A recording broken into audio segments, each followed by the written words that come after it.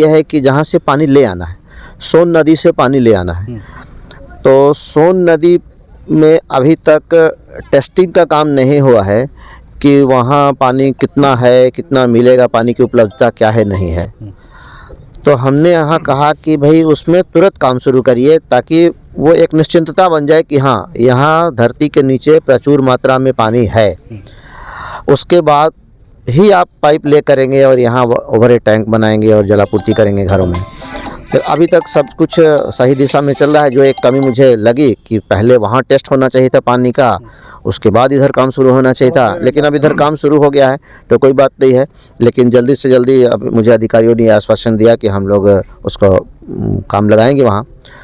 नमस्कार, मैं हूं राज पाठक और आप देख रहे हैं बुलेट न्यूज़ टीवी। देखिए, औरंगाबाद जिले की जो शहर की सबसे बड़ी समस्या थी पानी, उसे लेकर के आज औरंगाबाद के सांसद सुशील कुमार सिंह, जो भी भारत सरकार के द्वारा योजना चलाई जा रही है अमृत योजना, उसके माध्यम से यहां पर पानी की व्यवस्था करने के लिए कार्य किया जा रहा है। उसके निरीक्षण में औरंगाबाद के सांसद सुशील कुमार सिंह जी निकले हैं। इनसे बातचीत करते हैं। निरीक्षण के दौरान क्या पाया आपने? देखिए, ये मोदी सरकार की एक योजना है, अमृत भारत योजना, जिसके तहत जिन शहरों की जनसंख्या 1 लाख से अधिक होती है वो इस योजना के तहत चयनित किए जाते हैं।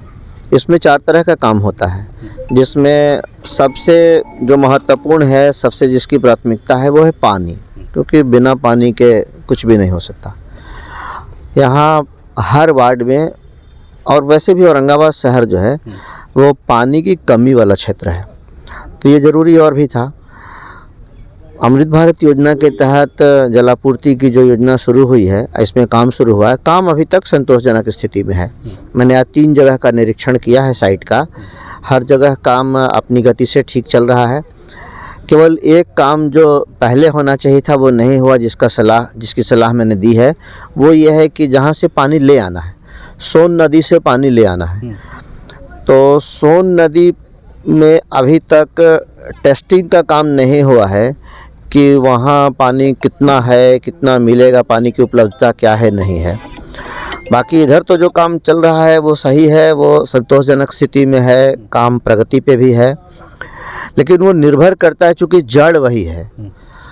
तो हमने यहाँ कहा कि भाई उसमें तुरंत काम शुरू करिए ताकि वो एक निश्चिंतता बन जाए कि हाँ, यहाँ धरती के नीचे प्रचुर मात्रा में पानी है। उसके बाद ही आप पाइप ले करेंगे और यहाँ ओवरहेड टैंक बनाएंगे और जलापूर्ति करेंगे घरों में।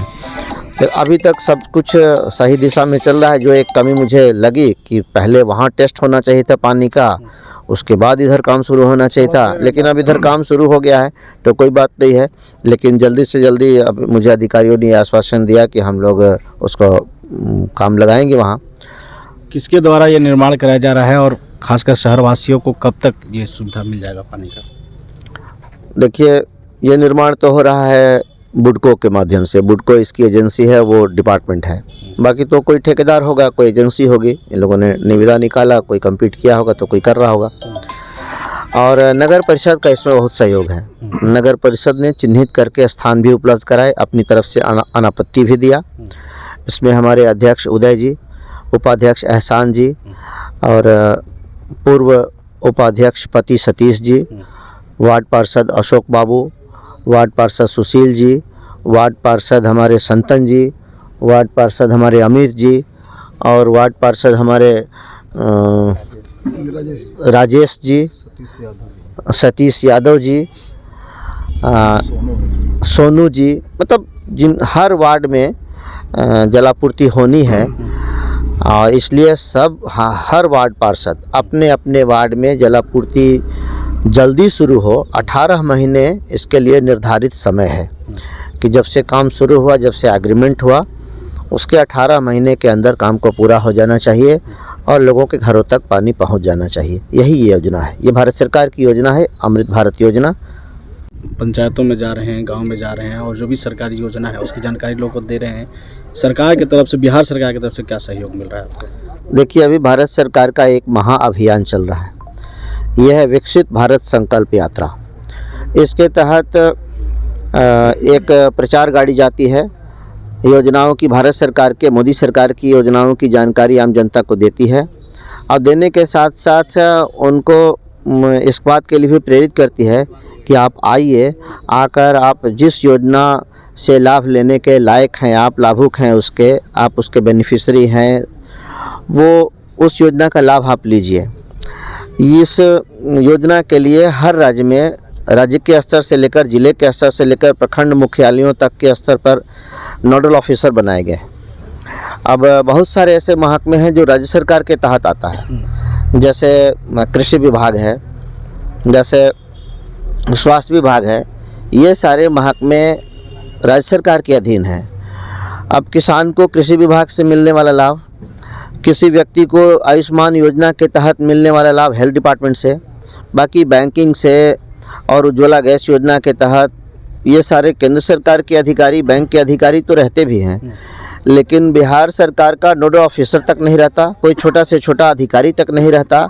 तो जनता को जो फ़ायदा, जो लाभ मिल सकता था इस योजना के तहत, इस अभियान के तहत, वो मोदी जी को जो सोच है कि हम गरीब को, किसान को, महिला को, युवा को उनके दरवाजे पर सरकार पहुंच रही है और हम उनको मदद करना चाहते हैं।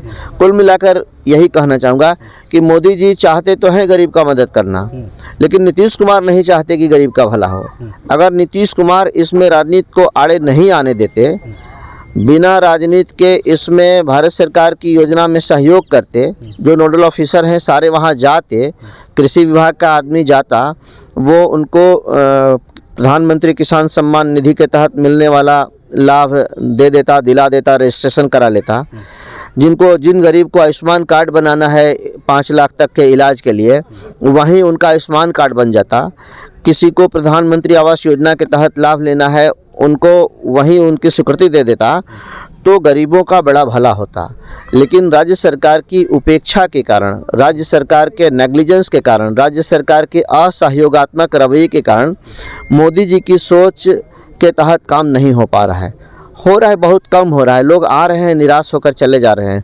हम लोग करीब करीब हर जगह पहुंच रहे हैं, जहां जहां हमारे क्षेत्र में, जहां एक दिन में 2 ही जगह जा सकता हूं, और ये यात्रा कई जगह रहती है, लेकिन जहां जा सकता हूं, जैसे आज भी मैं जा रहा हूं औरंगाबाद ज़िले के मदनपुर प्रखंड के 2 पंचायतों में, एक घोड़ाडीहरी पंचायत और दूसरा मनिका पंचायत। घोड़ाडीहरी पंचायत में 8 में है और मनिका में है।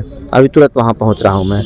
लेकिन हर जगह का मेरा अनुभव यही है कि राज्य सरकार, चूँकि ये केंद्र सरकार की योजना है, चूँकि मोदी जी चाहते हैं कि गरीबों का भला हो, इसलिए एक तुच्छ राजनीति के तहत राज्य सरकार इसमें सहयोग नहीं कर रही है।